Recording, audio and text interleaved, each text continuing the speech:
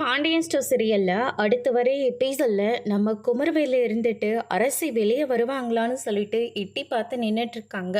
அந்த நேரம் பார்த்து நம்ம சுகன்யா வராங்க. என்னடா குமார், என்ன ஆச்சு? உன்னை பார்க்கவே மனசு ரொம்ப கஷ்டமாக இருக்குடா. நானும் இதுக்கு உடந்தே இருக்கிறத நினச்சி எனக்கு ரொம்ப என் மேலே எனக்கு கோவம் வருதுடா. உன்னை இந்த நிலைமைக்கு ஆளாக்கிட்டனே அப்படின்ற மாதிரி சொல்லிடுறாங்க. சித்தி, நான் அந்த குடும்பத்தை பழி வாங்கிறதுக்காக அரசியை யூஸ் பண்ணிக்கிட்டேன். நீங்கள் எனக்கு ஹெல்ப் பண்ணீங்க, அவ்வளோதான். மற்றபடி உங்களுக்கும் இதுக்கும் எந்த சம்மந்தமும் இல்லை.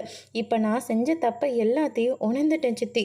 நான் அரசிக்கிட்ட பேசணுன்னு ரொம்பவே ஆசைப்பட்றேன். அவள் காலில் விழுந்து மன்னிப்பை கேட்டால் கூட என்னுடைய பாவம் தீரவே தீராது அப்படின்ற மாதிரி சொல்லிடுறாங்க. ஆமாம், நீ தான் ஏற்கனவே ஒரு பொண்ணு கூட சுற்றிட்டு இருக்கியம்மாடா அப்படின்ற மாதிரி சொல்லிடுறாங்க.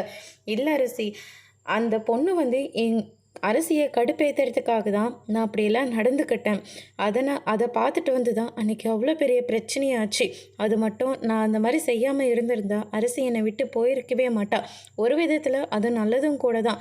இப்போ தான் அரசியை நான் எவ்வளோ தூரம் நான் லவ் பண்ணேன்னு சொல்லிட்டு எனக்கு இப்போ தான் அரசி மேலே ஒரு பாசமே வருது. நான் செஞ்சது எவ்வளோ பெரிய தப்புன்னு நான் இப்போ தான் சித்தி உணர்றேன். எப்படியாவது எனக்கு ஹெல்ப் பண்ணுங்க அப்படின்ற மாதிரி சொல்லிடுறாங்க. இது எல்லாத்தையும் நம்ம பழனி கேட்டுறாங்க. பழனி கேட்ட உடனே சுகன்யாவை போட்டு அடின்னு அடிக்கிறாங்க. சத்தம் கேட்டு பாண்டியன் வராங்க. பாண்டியன் கிட்டே நடந்த எல்லா விஷயத்தையும் சொல்கிறாங்க.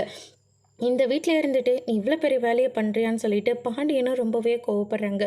அதோடு இன்னைக்கான பிரம முடிச்சிருக்காங்க.